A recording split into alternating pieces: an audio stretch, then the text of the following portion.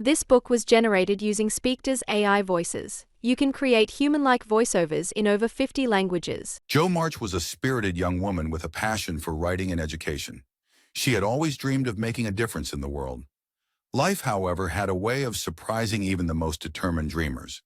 When she and her husband, Professor Friedrich Baer, inherited Plumfield Estate from Jo's Aunt March, it felt like fate had finally aligned with her aspirations. The old house stood proud against the sky, its weathered bricks whispering stories of generations past. As Jo and Friedrich's footsteps echoed through the creaking halls, the musty air seemed to part, revealing glimpses of what could be. Sunlight danced through dusty windows, painting patterns on worn wooden floors. In the overgrown gardens, wildflowers peeked through tangles of weeds, their resilience a testament to nature's enduring spirit. Hand in hand, the couple explored their new domain. Jo's eyes sparkled with excitement, her mind already racing with possibilities. Friedrich's gentle smile crinkled the corners of his eyes, his scholarly mind envisioning a sanctuary of learning. "Fritz," Jo breathed, her voice barely above a whisper. "What if we turn Plumfield into a school for boys?" The idea hung in the air between them, fragile as a soap bubble but shimmering with potential. Friedrich squeezed her hand, his eyes meeting hers with a look of understanding and shared purpose. "A place where young minds can grow, nurtured by love and learning," he mused, his accent wrapping warmly around the words. From that moment, Plumfield came alive with activity. The once silent rooms filled with the sounds of planning and preparation. Bedrooms transformed into cozy dormitories, their fresh linens a stark contrast to the faded wallpaper. The library, with its towering shelves and leather-bound tomes, became the heart of their educational vision. Outside, the gardens slowly revealed their hidden beauty. Tangled rose bushes were coaxed back into bloom, their sweet fragrance a promise of new beginnings. A gnarled old oak tree, perfect for climbing, stood sentinel over a patch of grass that begged for games of cricket and tag.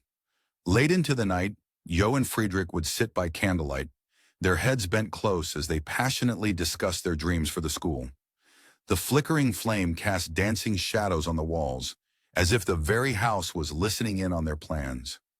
"We must nurture the whole child," Jo insisted, her eyes bright with fervor.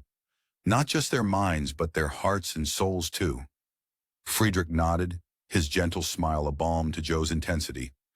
"Ja, mein Schatz," a balance of rigorous academics and character development. Together they crafted a curriculum as unique as their vision. Reading and writing would intertwine with lessons in kindness and courage. Arithmetic would be taught alongside the art of friendship. Music would float through the halls and art would splash color onto once bare walls. As their plans took shape, so did the practical needs of running a school. A jolly cook was hired, her laughter soon filling the kitchen with warmth and the promise of hearty meals.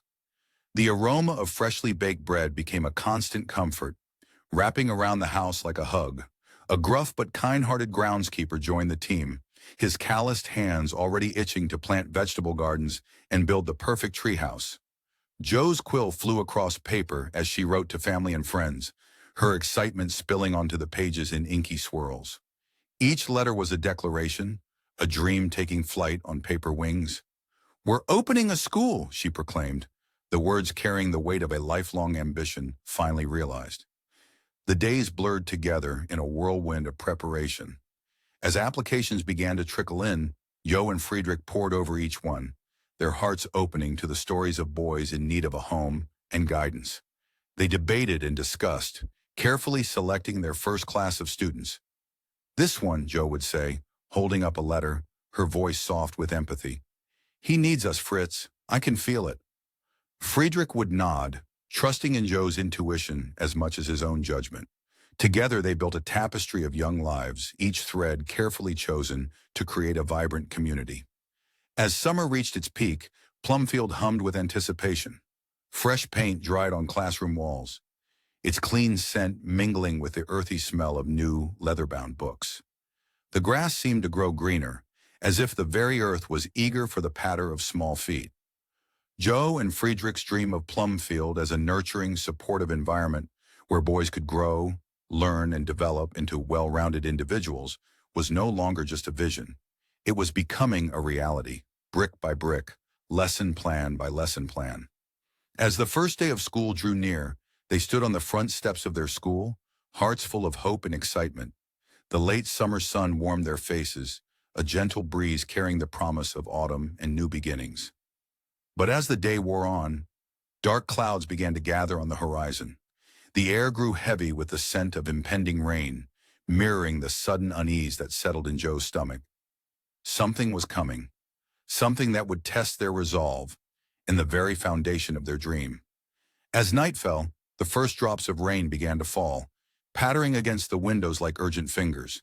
Joe peered out into the gathering gloom, her heart racing with a mixture of anticipation and inexplicable dread. In the distance, barely visible through the curtain of rain, a small figure trudged up the long driveway towards Plumfield.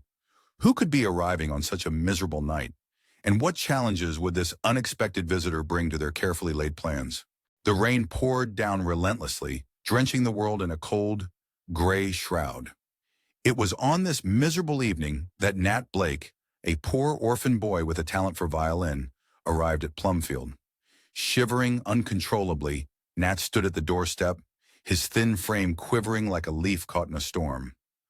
The warm, golden light spilling from the windows seemed to beckon him, a stark contrast to the inky darkness he'd left behind. His heart pounded in his chest, a mix of fear and hope battling within him as he raised a trembling hand to knock. The door swung open, and suddenly, Nat was bathed in warmth. Joe and Professor Bear's welcoming smiles seemed to melt away the chill that had settled deep in his bones. Their kindness radiated like a physical force, wrapping around him like a comforting blanket. Come in, dear boy," Joe ushered, her voice as soothing as a lullaby. "Let's get you out of those wet clothes before you catch your death." Nat stepped inside, his eyes wide with wonder. The house seemed to embrace him, the crackling fire in the hearth reaching out with tendrils of warmth. The aroma of home-cooked food wafted through the air, making his empty stomach growl audibly. Professor Bear, his kind eyes twinkling with understanding, handed Nat a bundle of dry clothes. "Change into these, mein Junge," he said softly, his accent wrapping around the words like a gentle caress. "Then join us for a hot meal. You must be famished." As Nat changed, he could hear the bustling sounds of life beyond the door. Laughter, the clinking of dishes, and the patter of small feet created a symphony of domesticity he'd never known.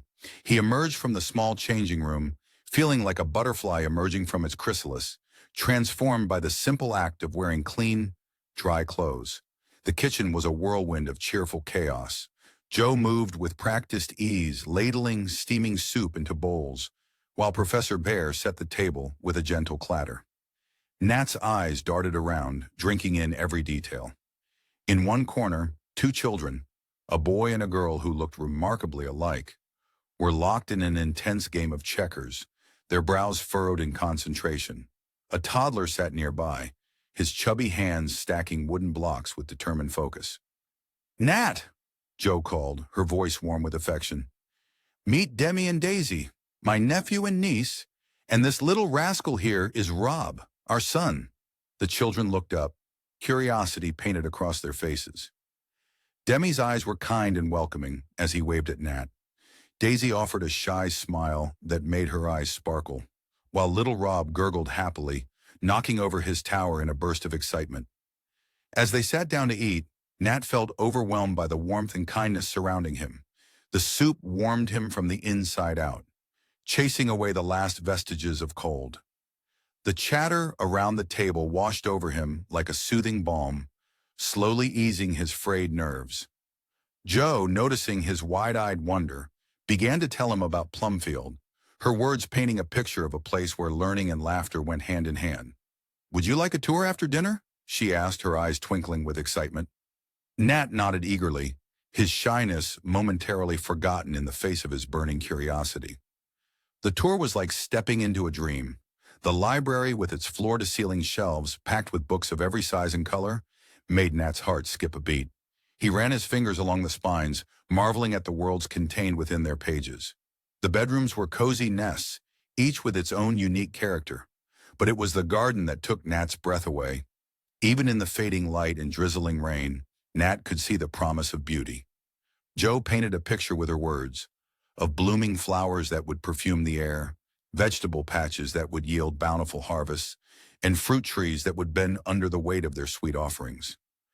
Nat closed his eyes, imagining the riot of colors and scents that would come alive in spring and summer. As night fell and Nat settled into his new bed, his mind whirled with the day's events. The softness of the mattress felt like a cloud beneath him, so different from the hard floors he was used to. Sleep came easily, lulled by the gentle patter of rain on the roof and the comfort of his new surroundings. The next day dawned bright and clear, the world washed clean by the night's rain.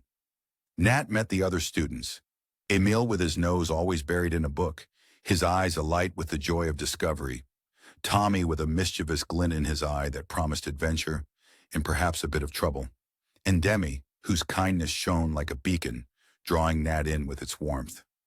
It was during the music lesson that Nat truly came alive. As he lifted his violin to his chin, a hush fell over the room. The first notes soared, pure and sweet, filling the air with a melody that tugged at the heartstrings. It was as if Nat's soul was singing through the instrument, pouring out all the loneliness and hope he'd carried for so long. Jo and Friedrich exchanged glances, their eyes wide with wonder and a hint of tears. "Nat," Friedrich said softly as the last note faded, his voice thick with emotion, "you have a remarkable gift. We will do everything we can to nurture it." The days that followed were a whirlwind of new experiences. Nat threw himself into his studies, soaking up knowledge like a sponge thirsting for water. He joined the other boys in their games, his laughter ringing out across the grounds, a sound he'd almost forgotten he could make. But it was his friendship with Demi that truly helped him blossom. Demi took Nat under his wing, showing him the ropes of life at Plumfield. They spent hours talking, sharing dreams and fears under the spreading branches of an old oak tree.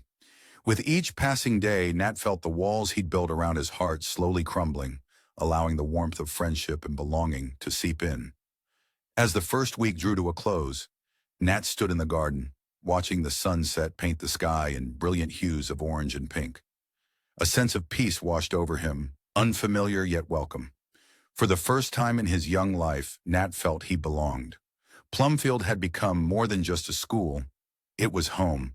With a heart full of gratitude for the kindness and opportunities he had found, Nat knew that his life had changed forever. Just as Nat was basking in this newfound contentment, a chill ran down his spine. He turned to see a figure approaching from the road, silhouetted against the dying light. There was something about the newcomer's gait, a hint of wariness and defiance, that made Nat's heart race. As the figure drew closer, Nat could make out a boy, roughly his age, with dark, wary eyes that seemed to hold secrets. The air around them suddenly felt charged with an inexplicable tension, and Nat couldn't shake the feeling that this arrival would change everything once again. The air was crisp and tinged with the scent of fallen leaves as Dan stepped onto the grounds of Plumfield. His eyes, dark and wary, scanned the sprawling house before him. The peaceful facade seemed to mock the turmoil churning within him. As Dan crossed the threshold, the atmosphere shifted palpably. The once cheerful halls fell silent, as if holding their breath. Other boys peered around corners, their curious gazes following Dan's slouching figure as he moved through the school. His hands were shoved deep in his pockets, knuckles white with tension. Dan's presence was like a storm cloud, dark and brooding. His rough manners and coarse language grated against the genteel sensibilities of Plumfield. Words spilled from his mouth like bitter seeds, each one taking root in the fertile soil of the other boys' minds. Rules seemed to bounce off him. He skipped classes with a defiant smirk that dared anyone to challenge him. Jo watched Dan with a mixture of concern and hope. Her heart ached for the pain she sensed beneath his prickly exterior. In fleeting moments, she caught glimpses of the scared, lonely child hiding behind the tough facade. It stirred her maternal instincts, even when Dan lashed out, breaking a cherished vase or hurling hurtful words. Jo's patience remained steadfast, like a lighthouse beam cutting through the stormy seas of Dan's anger. Professor Bear approached Dan's education with the careful precision of a locksmith. He searched for the right combination to unlock the potential he sensed within the boy. To his surprise and delight, he discovered a keen intelligence hiding beneath Dan's rough exterior, like a diamond in the rough waiting to be polished. The other boys at Plumfield reacted to Dan's presence like oil and water. Emil and Tommy, once the ringleaders of mischief, now gave Dan a wide berth. Their playful spirits were dampened by his unpredictable temper. But Nat, sweet-natured and empathetic, recognized a kindred spirit in Dan's loneliness. He approached Dan with the gentle caution of someone trying to befriend a stray cat, offering small kindnesses that were often rebuffed, but never entirely rejected. Dan's struggle to accept kindness was painful to watch. Every gentle word or helping hand seemed to wound him, as if kindness itself was a language he had forgotten how to speak. He pushed away those who tried to help, his actions screaming louder than words, "Stay away, I'm not worth your time." As the weeks passed, Dan's presence at Plumfield became a test of endurance for everyone involved. Joe and Friedrich's educational philosophy, once so sure and steady, now felt like a ship navigating treacherous waters. They were forced to find new ways to reach a child who seemed determined to remain unreachable, their methods evolving with each new challenge Dan presented. There were moments of progress, brief glimpses of the boy Dan could become, a reluctant smile here, a moment of vulnerability there. But these moments were often followed by spectacular setbacks, as if Dan was afraid of the very change he so desperately needed. The future of Dan's stay at Plumfield hung in the balance, a delicate tightrope walk between hope and despair. As autumn deepened into winter, the question remained, could the warmth of Plumfield's love thaw the ice around Dan's heart, or would his presence continue to be a source of tension? As the first snow of winter began to fall, blanketing Plumfield in a soft white silence, Dan stood alone at his bedroom window. His breath fogged the glass as he watched the other boys excitedly spill out onto the grounds, their laughter muffled by the thick panes. For a moment something flickered in his eyes. A longing, perhaps, or a spark of the child he used to be. His hand twitched, as if to reach for the door handle and join them. But then his expression hardened once more, the walls slamming back into place. Little did Dan know that tomorrow would bring a new challenge, one that would test not only his resolve, but the very foundations of Plumfield itself. The boys at Plumfield were a lively bunch, always brimming with energy and curiosity. Each day brought new adventures and challenges, carefully orchestrated by their mentors to impart valuable life lessons. As dawn broke, painting the sky in soft hues of pink and gold, Professor Bear led a group of eager boys into the woods surrounding Plumfield. The forest welcomed them with a symphony of rustling leaves and chirping birds. The earthy scent of damp soil and pine filled their nostrils as they ventured deeper into the green sanctuary. "Look here, boys," Professor Bear said, his voice barely above a whisper. He crouched down, his weathered hands gently brushing aside a cluster of leaves to reveal a delicate wildflower. "Can anyone tell me what this is?" The boys huddled around, their faces scrunched in concentration.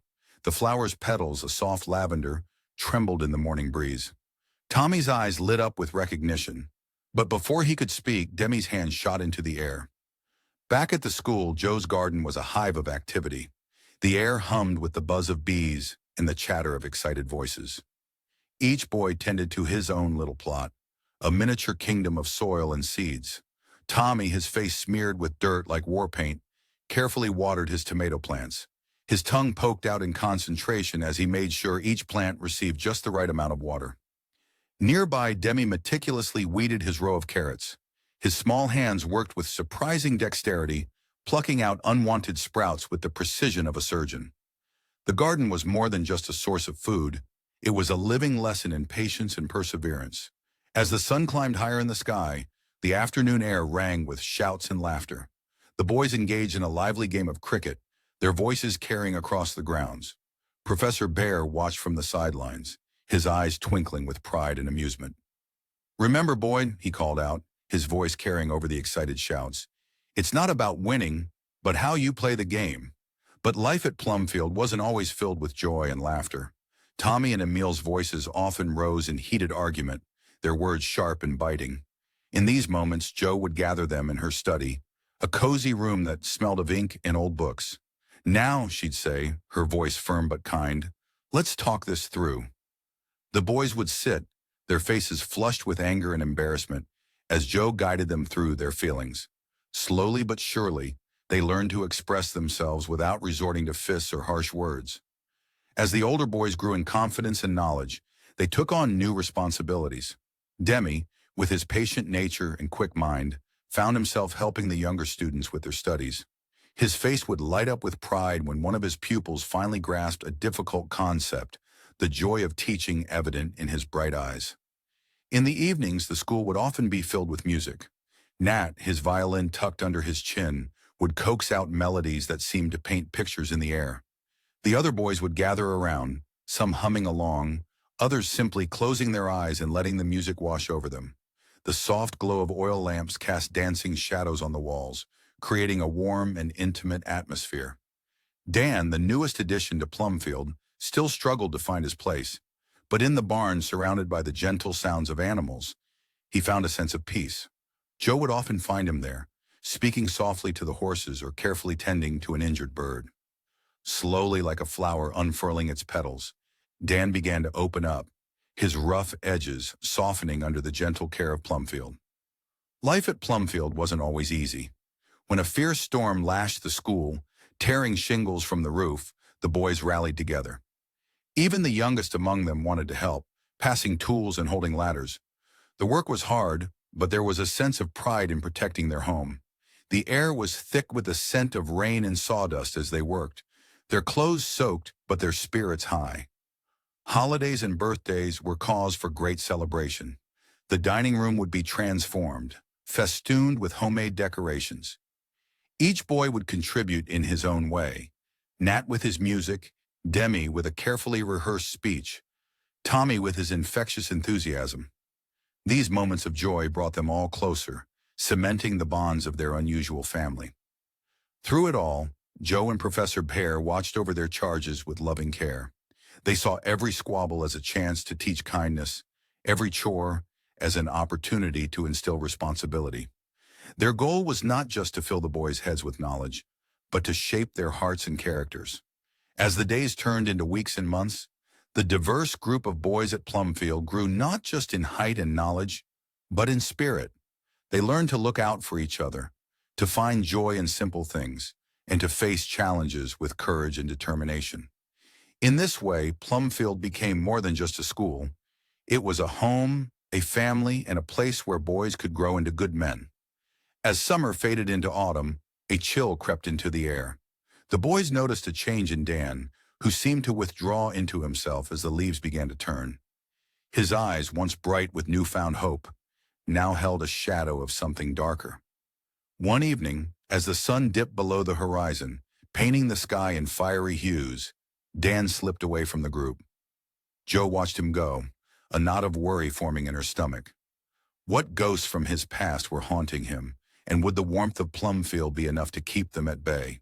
The crisp autumn air carried the scent of fallen leaves, a bittersweet reminder of change. At Plumfield, that change was embodied in Dan, a boy whose troubled past clung to him like a shadow. Joe watched from the window as he stomped across the schoolyard, his face twisted in a scowl that had become all too familiar. The other boys gave Dan a wide berth, their wary glances speaking volumes. Tension crackled in the air, as palpable as the static before a storm. Joe's heart sank. Weeks of effort, of gentle words and patient teachings seemed to have made no dent in Dan's armor. Dan! Emil's voice cut through the uneasy silence, sharp with accusation. You took my pocket knife, didn't you? Dan's eyes flashed dangerously, a cornered animal ready to lash out. I didn't take nothing, he growled, fists clenching at his sides. In a heartbeat, the boys were on the ground, a tangle of flailing limbs and angry shouts. Joe rushed over, her skirts whipping in the wind. She pulled them apart, her voice firm but tinged with a sadness that ran deep. That's enough, she cried.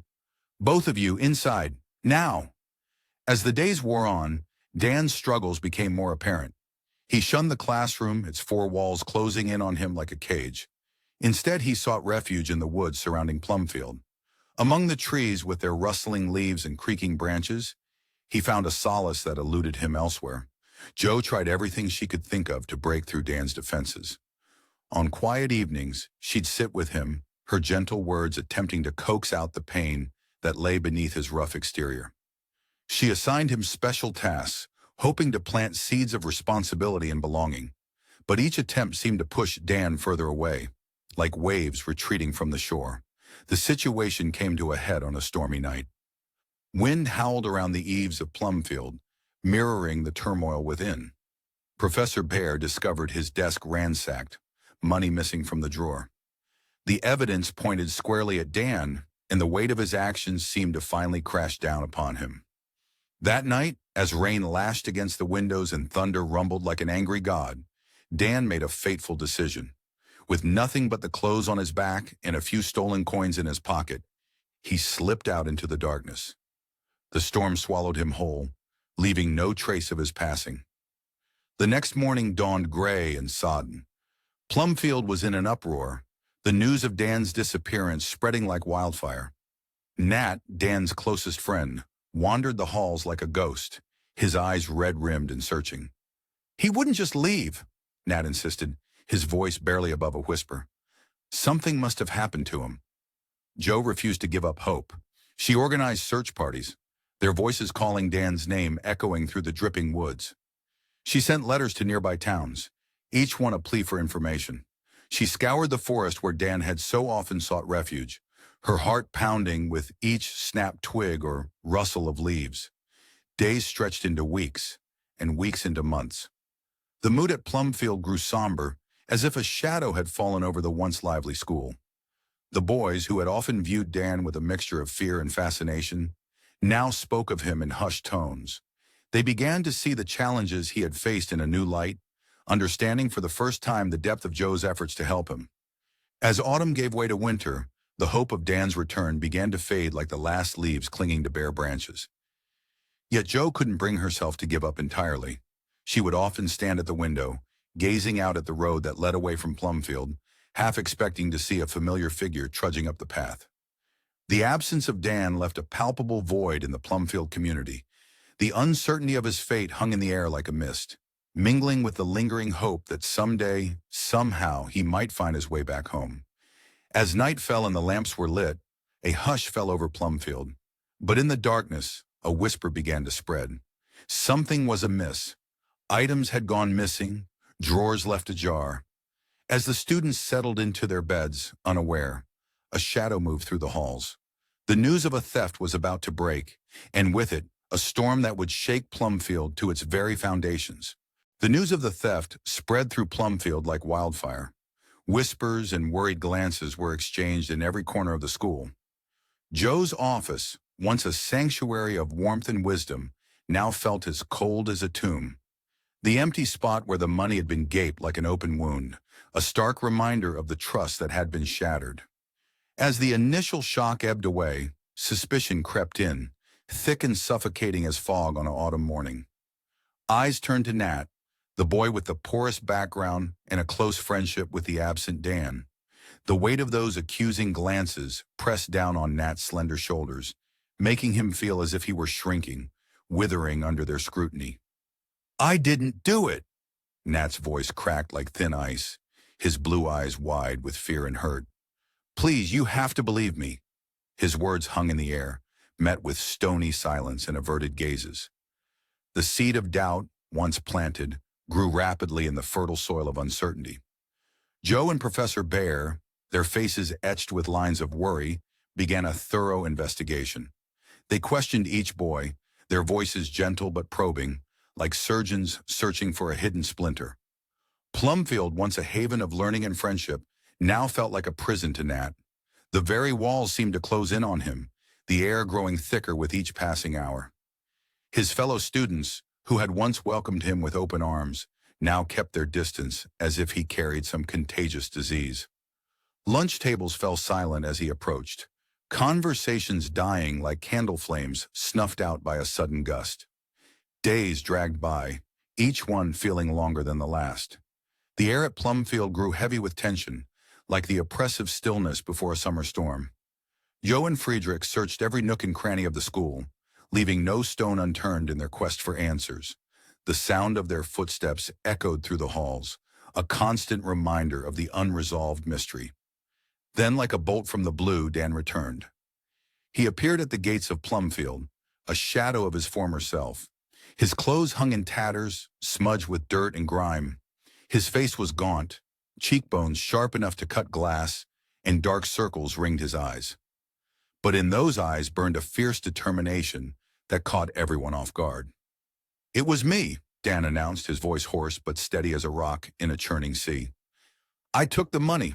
A collective gasp rippled through the gathered crowd, the sound like a gust of wind through dry leaves.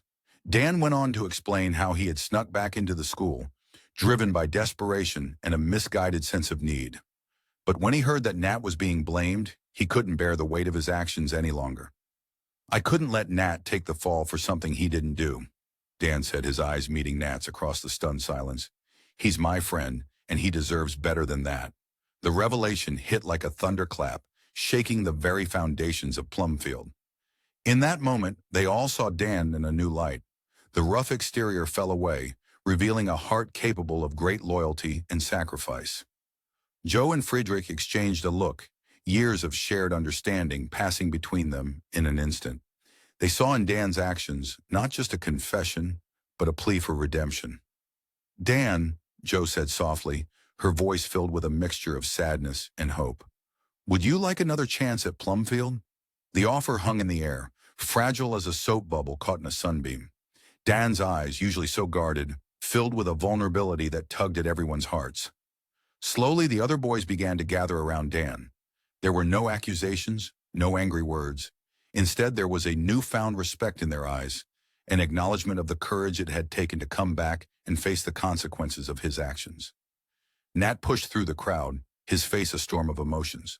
For a moment, he stood before Dan, trembling slightly like a leaf in the wind. Then in a rush, he threw his arms around his friend, hugging him tightly. "Thank you," Nat whispered, his voice choked with tears that soaked into Dan's tattered shirt. As the two boys embraced, a palpable shift occurred at Plumfield. The air seemed to clear, the tension dissipating like morning mist in the sunlight. In its place, a new understanding began to take root, one built on the power of loyalty, the strength of friendship, and the transformative nature of second chances. The event marked a turning point not just for Dan, but for Plumfield as a whole. It was a vivid reminder that within each of them lay the capacity for growth, for change, and for redemption.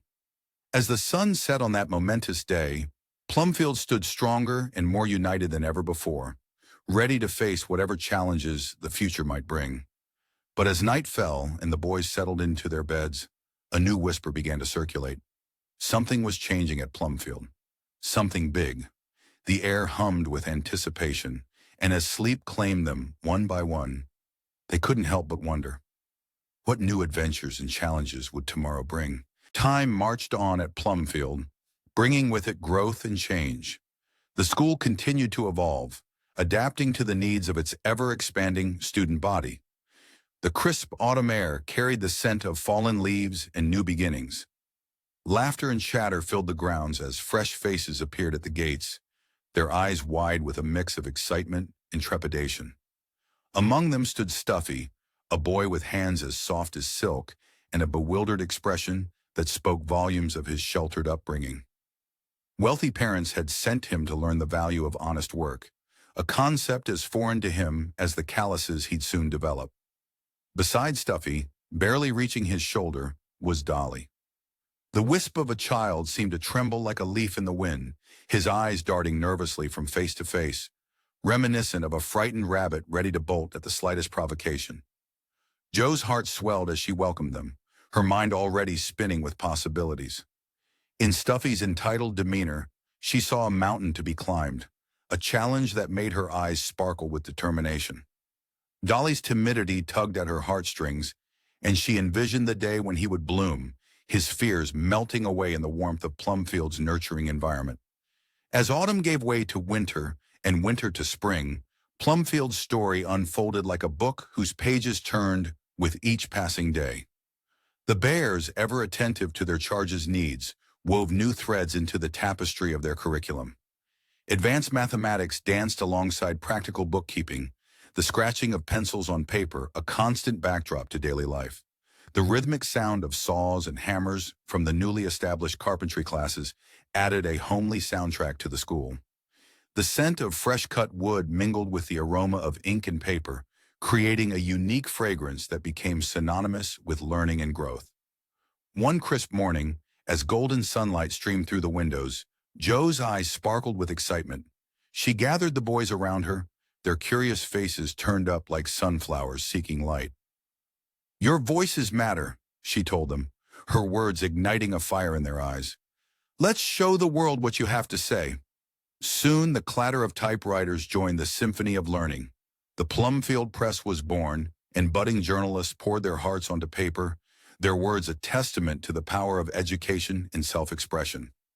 Not to be outdone, Professor Bear unveiled plans for a grand science fair.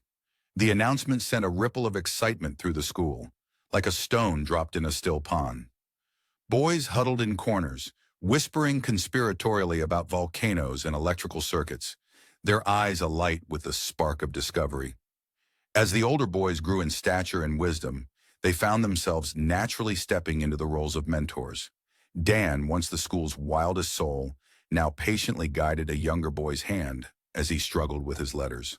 The transformation was a sight to behold, like watching a turbulent river settle into a calm, life-giving stream. Nat, his beloved violin temporarily set aside, knelt beside a newcomer, explaining the intricacies of long division with the patience of a saint. His gentle voice and encouraging smile worked magic, turning numbers from fearsome foes into friendly puzzles to be solved. The air grew heavy with bittersweetness as Emil prepared for his departure to naval school. His sea chest stood packed and ready, a wooden sentinel guarding dreams of adventure and the bittersweet pangs of leaving childhood behind. Demi, too, stood on the cusp of change, his uncle's law books now a common sight tucked under his arm as he pondered his future path, his brow furrowed in concentration. Plumfield's reputation blossomed like a well-tended garden, drawing curious visitors and potential benefactors. They wandered the grounds, eyebrows raised in pleasant surprise at the unconventional methods and the palpable joy that permeated the air. Mr. Lawrence, his eyes twinkling with pride, announced his plans to fund a new wing, his generosity ensuring that Plumfield's embrace could widen further, like a tree spreading its branches to shelter more nestlings. Through it all, Jo and Friedrich remained the steady heartbeat of the school. They pored over educational journals late into the night, their heads bent close together as they debated new theories and methods. The soft glow of the lamp cast a warm light on their faces, etching lines of concentration and love in equal measure. As twilight painted the sky in hues of lavender and gold, Jo and Friedrich stood hand in hand on the porch, watching their charges play on the lawn. The laughter of children, the gentle rustling of leaves, and the distant toll of the dinner bell blended into a melody that spoke of home and hope. Jo squeezed her husband's hand, her eyes misty with emotion. "Did you ever imagine all those years ago that our little dream would grow into this?" she whispered, her voice barely audible above the symphony of life around them. Friedrich's smile was warm and full of love as he gazed at the thriving community before them. "My dear Jo," he replied softly, "we have built more than a school. We have created a family, a place where minds are nurtured and characters are forged." He paused, his voice thick with pride. "We have touched lives, and in doing so, we have changed the world, one child at a time." As the sun dipped below the horizon, casting long shadows across Plumfield's grounds, Jo and Friedrich stood in contented silence. They reflected on how far they had come from their initial dream, their hearts full of pride for the vibrant, loving community they had built and the countless lives they had touched along the way. The peaceful moment was suddenly interrupted by the faint sound of music drifting through the air. Jo's ears perked up, her brow furrowing in curiosity. "Do you hear that?" she asked Friedrich, her voice barely above a whisper. The melody, sweet and haunting, seemed to call to them, pulling them towards its source. As they turn to investigate, the chapter ends, leaving readers wondering about the mysterious music and its player, setting the stage for the next part of Plumfield's unfolding story. The gentle strains of a violin floated through the air, a melodious beacon drawing curious ears to the music room. Inside, Nat stood by the window, his eyes closed in concentration, sunlight dancing on his fair hair as his bow glided across the strings. The notes seemed to paint pictures in the air, of rolling hills, babbling brooks, and soaring birds. Professor Bear watched from the doorway, a proud smile playing on his lips. The boy's progress had been remarkable, and recognizing Nat's extraordinary gift, he had arranged for advanced lessons with Herr Schmidt, a renowned musician in town. Twice a week, Nat would make the journey into town, his violin case clutched tightly to his chest like a precious treasure. The first time he met Herr Schmidt, Nat's hands trembled as he unpacked his instrument. The stern-faced German's piercing gaze made Nat's throat go dry. But as the lessons progressed, Nat's confidence grew alongside his skill. Herr Schmidt's gruff exterior melted away, revealing a passionate teacher who saw in Nat a kindred spirit. Back at Plumfield, Nat threw himself into practice with a fervor that both impressed and concerned his friends. Hours would slip by unnoticed as he worked tirelessly to perfect his technique, the melodies flowing from his instrument like a babbling brook. The music room became his sanctuary, a place where the outside world faded away and only the notes existed. "Nat, dear, don't forget to rest those fingers of yours," Joe would gently remind him, placing a comforting hand on his shoulder. Her words of encouragement were like a soothing balm, easing the pressure Nat often placed upon himself. The warmth in her eyes reminded him that music was meant to bring joy, not just perfection. As his repertoire expanded, so did Nat's creativity. He began to compose his own pieces, drawing inspiration from the world around him. The laughter of his friends playing in the yard became a lively allegro, while the rustling of leaves in the orchard transformed into a soft, whispering adagio. Each composition was a piece of his heart, poured out through his fingertips and onto the strings. Joe, ever the nurturer of talent, encouraged Nat to share his gift with others. "Music is meant to be heard, dear," she said warmly. "Let your violin sing for all of us." Though his hands trembled at the thought of performing, Nat found the courage to play at small school gatherings. Each time his anxiety eased a little more, like a knot slowly coming undone. The Plumfield Christmas concert became a turning point for Nat. As he took center stage, the room fell silent. The first notes quivered in the air, fragile as spun glass.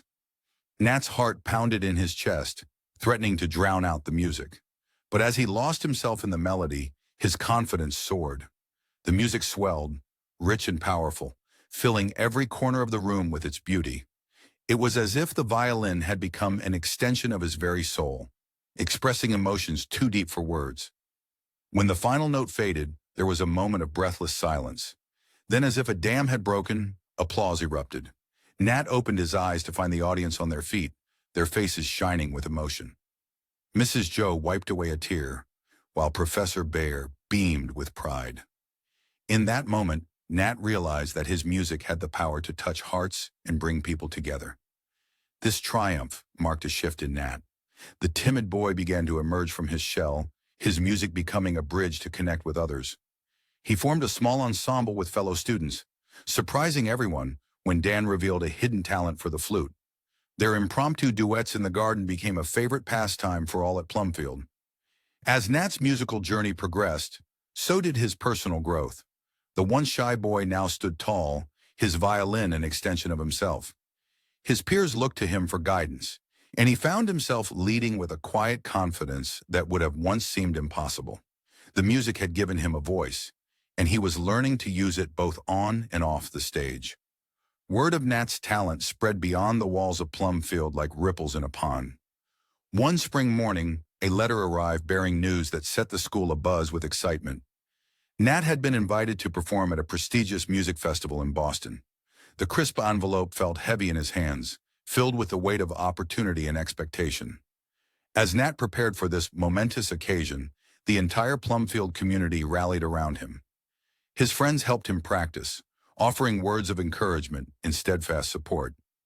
Even the usually gruff Dan spent hours listening to Nat play, offering surprisingly insightful feedback. The day of his departure arrived, bright and full of promise. As Nat climbed into the carriage, violin case in hand, he looked back at the assembled crowd of smiling faces.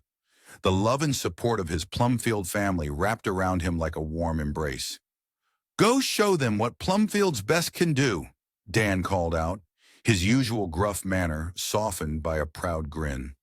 Nat nodded, a mixture of nervousness and excitement bubbling in his chest. As the carriage pulled away, he felt a surge of gratitude for the family he had found at Plumfield.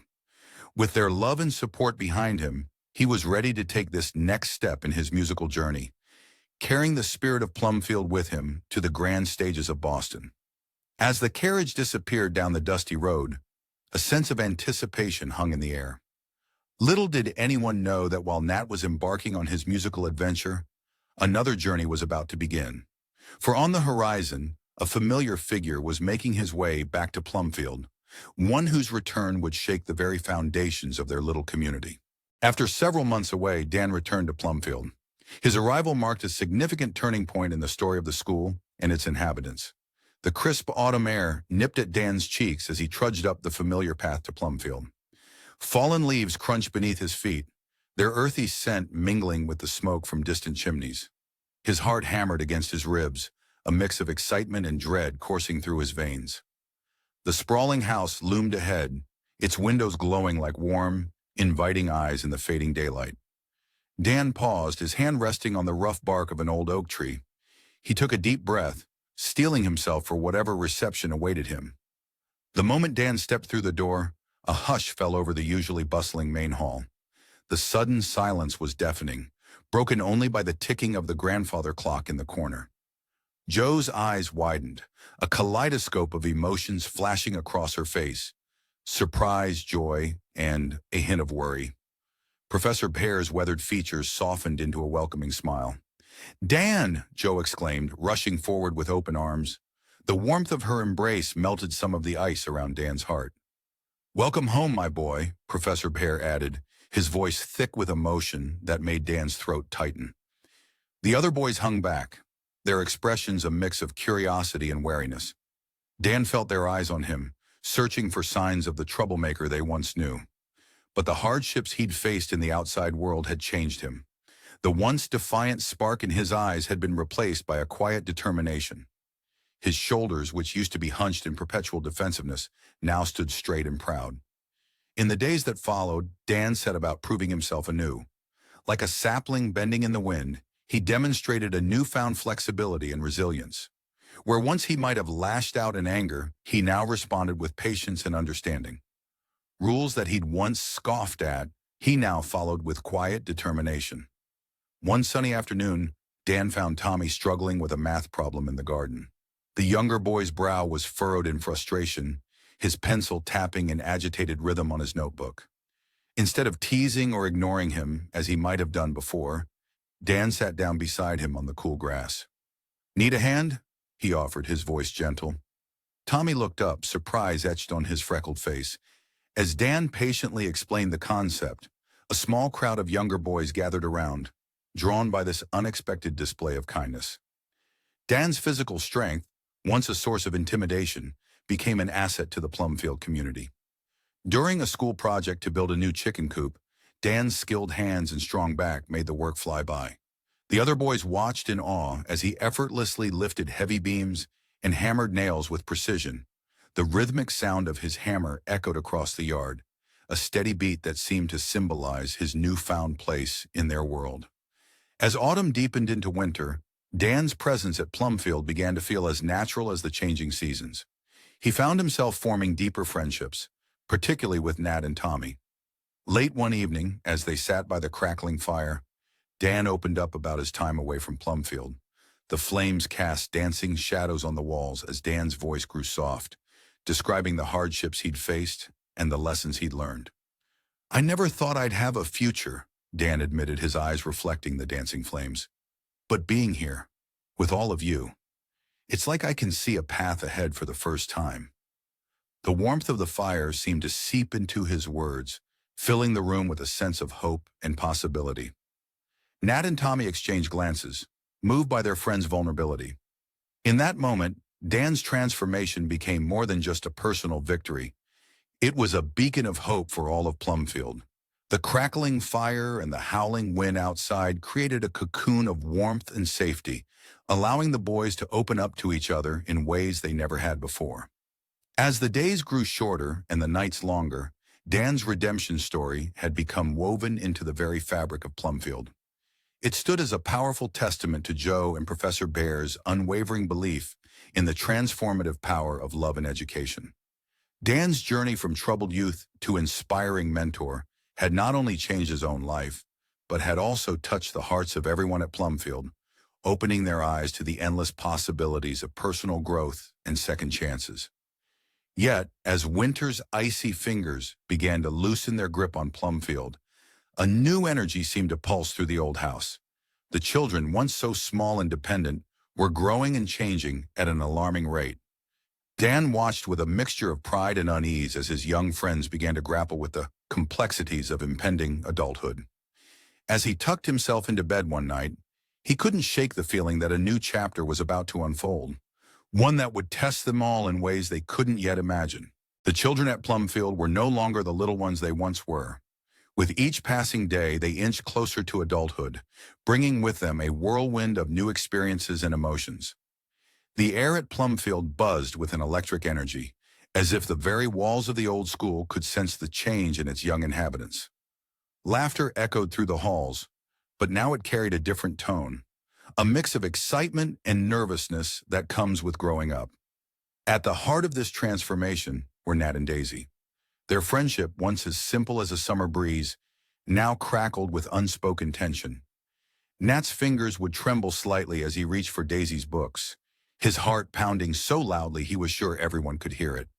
Daisy, usually so composed, found herself fumbling with her words, her cheeks blooming into a rosy glow whenever Nat's gaze met hers. One golden afternoon, Joe spotted them beneath the sprawling oak tree, its leaves casting dappled shadows on their faces. They sat close, shoulders almost touching, poring over a shared book. The intimacy of the moment struck Joe, transporting her back to her own youth. With a knowing smile, she silently retreated, leaving them to their private world. Tommy, ever the firecracker of the group, was not to be left out of this new chapter. His boisterous confidence met its match in a visiting girl, reducing him to a bumbling, love-struck fool. In a misguided attempt to impress her, he found himself clinging to the highest branches of the orchard's tallest tree, his face as red as the apples surrounding him as he called for help. Emil's heart, meanwhile, was caught in a tempest of its own. His love for the sea, as vast and deep as the ocean itself, now wrestled with his growing feelings for Mary. Her eyes, as blue and captivating as the summer sky, haunted his thoughts. He'd spend hours by the pond, skipping stones across the water's surface, each ripple mirroring the waves of emotion in his chest. Amidst this sea of budding romances, Nan stood like a lighthouse, proud, independent, and unyielding. Her fierce determination to remain unattached was both admirable and amusing to her peers.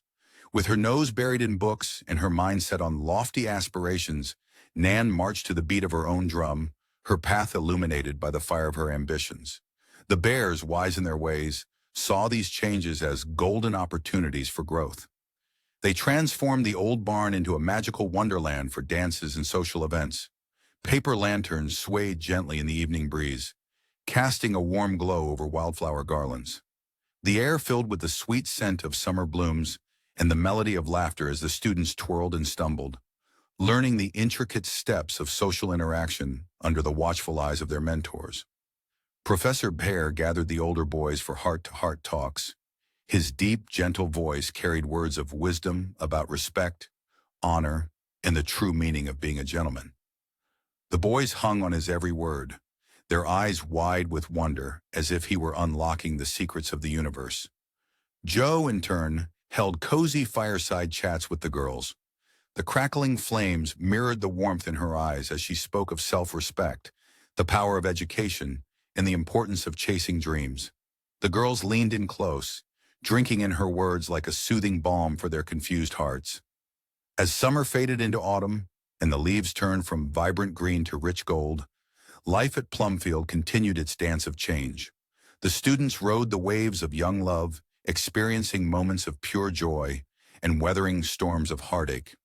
Through it all, They grew not just in height but in emotional depth and understanding. The bears watched over their charges with a mixture of pride and nostalgia, guiding them through this new chapter of their lives. They knew that these experiences, both sweet and bitter, were the threads weaving the tapestry of their futures. As the sun dipped below the horizon, painting the sky in hues of pink and orange, a new tension simmered beneath the surface of Plumfield's tranquil facade. Dan, usually so sure of himself, found his heart in turmoil. His eyes kept drifting towards Bess, Joe's niece and daughter of Laurie and Amy. Something was stirring within him, a feeling he couldn't quite name, but one that threatened to upend the delicate balance of their little world. As night fell, Dan tossed and turned in his bed, unaware that his inner struggle was about to set in motion a chain of events that would change Plumfield forever. Dan's heart was in turmoil, a storm of emotions raging within. He found himself caught in the grip of growing feelings for Bess, Joe's niece, and the daughter of Laurie and Amy. The air at Plumfield seemed to shimmer with possibility whenever Bess visited, her presence transforming the familiar grounds into a realm of enchantment. She moved with a grace that made Dan's breath catch, her laughter like wind chimes in a gentle breeze. Her refined manners and artistic sensibilities were a stark contrast to his rough-hewn world, making her seem like a delicate butterfly that had somehow found its way into his calloused hands. Their interactions were easy, marked by shared laughter and common interests. Yet beneath the surface of their camaraderie, Dan's heart ached with a longing he dared not voice. The chasm between their social standings yawned wide, an insurmountable gulf that mocked his deepest desires. He felt like a man standing at the edge of a cliff, yearning to take flight, but knowing he was bound to the earth.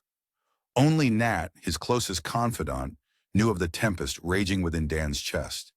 In hushed tones, under the cover of night, Dan would confess his feelings. "She's like starlight, Nat," he'd say, his voice thick with emotion, eyes fixed on some distant point. "Beautiful, but so far out of reach." With each of Bess's visits, Dan's internal struggle intensified. The warmth of her presence was a balm to his soul, yet the cold reality of their differences stung like winter frost. Determined to bridge the gap, Dan threw himself into self-improvement with a fervor that surprised even the ever-watchful bears. Night after night, Dan hunched over books, the flickering candlelight casting long shadows across his furrowed brow. His behavior, once prone to occasional outbursts, became a model of restraint and consideration.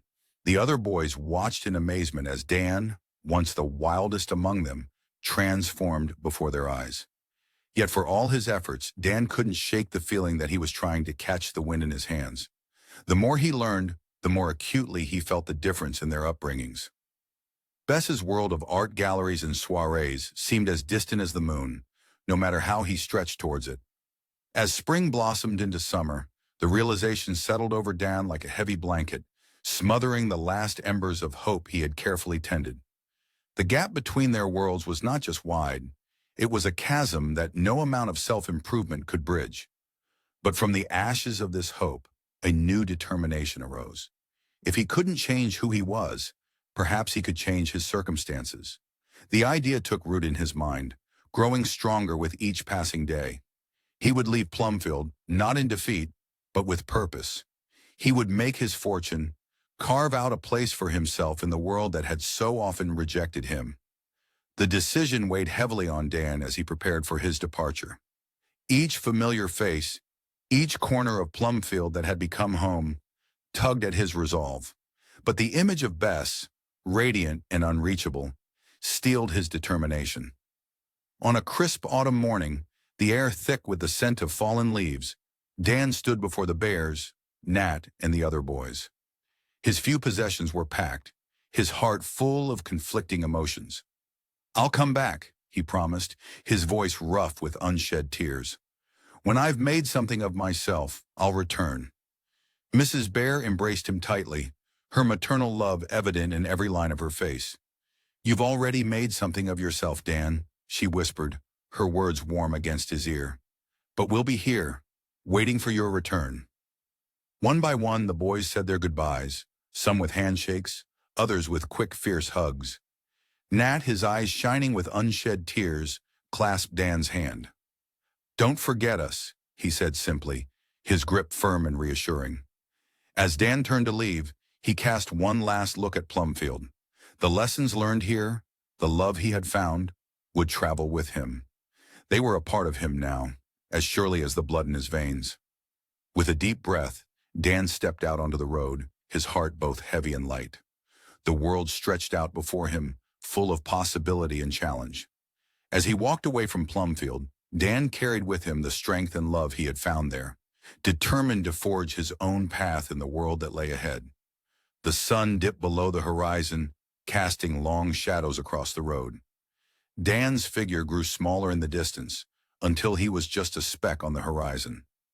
As night fell, a cool breeze rustled through the trees of Plumfield, whispering of change and the passage of time. Little did Dan know that his departure was just the beginning of a journey that would span years, shaping not only his life but the lives of all those he had left behind at Plumfield. The years rolled by like gentle waves, each one leaving its mark on the shores of Plumfield. Time passed, and the impact of the school on its former students became increasingly evident in their adult lives. Sunlight dappled through the leaves of the old apple orchard, casting a golden glow over the assembled crowd. The air hummed with anticipation and the sweet scent of wildflowers.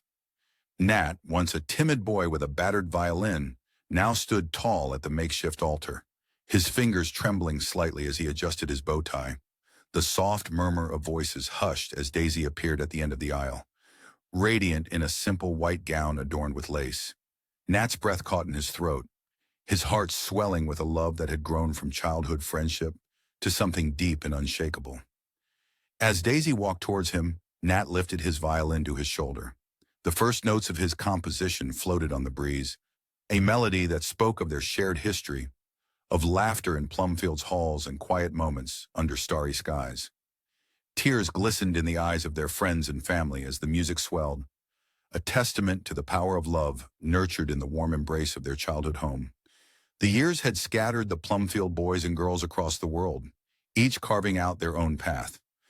Demi's voice, once used for schoolyard debates, now rang out in courtrooms, passionate and unwavering as he fought for justice. His legal briefs were peppered with anecdotes from his Plumfield days, each one a reminder of the lessons in fairness and compassion that had shaped him. Emil's letters arrived like bursts of salty sea air, filled with tales of far-off lands and storm-tossed nights. Jo would gather the younger students around her, their eyes wide with wonder as she read aloud Emil's accounts of navigating treacherous waters and discovering hidden coves. His words painted vivid pictures of a world beyond their familiar fields, igniting dreams of adventure in young hearts. Tommy, the reformed troublemaker, found himself standing at the front of his own classroom, chalk dust on his fingers and a gleam in his eye. The walls of his school echoed with the same laughter and curiosity that had filled Plumfield. On quiet evenings, he'd sit at his desk, a faint smile playing on his lips as he remembered the patience and understanding that had shaped him into the teacher he'd become. Dan remained an enigma, his path winding through the vast expanses of the American West. His letters were few and far between, each one a treasure trove of cryptic hints and half-told stories. Jo would trace her finger over his hurried scrawl, her heart aching with a mixture of pride and worry for the boy who had always been a bit of a wild card. As the years marched on, a new generation of children scampered through Plumfield's halls. Some bore familiar names, the children of former students, sent to experience the magic their parents had never forgotten. The school's reputation grew like a mighty oak, its roots deep and its branches reaching far. Other schools sprang up across the country, inspired by Plumfield's nurturing approach. Jo and Professor Bear, their hair now streaked with silver, moved a bit slower, but their eyes still sparkled with the same passion that had started it all. They were aided by a staff that included faces both new and familiar, former students who had returned, drawn by an invisible thread that bound them to this place of growth and discovery.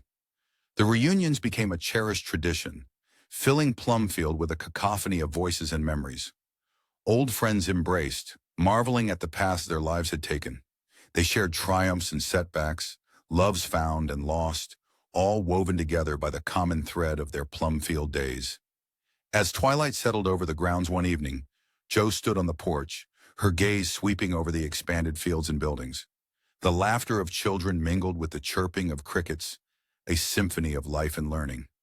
She thought of all the lives touched, all the seeds planted and nurtured within these walls. A warm hand slipped into hers, the professor, his smile as kind as ever. Together they looked out over their little kingdom of love and learning. In that moment, Jo felt the weight of all they had accomplished, and all that was yet to come. The sun dipped below the horizon, painting the sky in hues of pink and gold. As darkness fell, the windows of Plumfield glowed with warm light, a beacon of hope in an ever-changing world. Within those walls, dreams took flight, friendships blossomed, and young minds expanded. Jo squeezed her husband's hand, a sense of peace settling over her. Plumfield had grown beyond their wildest dreams, but its heart remained the same, a place where every child was valued, where curiosity was nurtured, and where love was the greatest teacher of all. As the stars began to twinkle overhead, Jo knew that the legacy of Plumfield would live on, touching lives for generations to come. This book was generated using Speakter's AI voices. You can create human-like voiceovers in over 50 languages.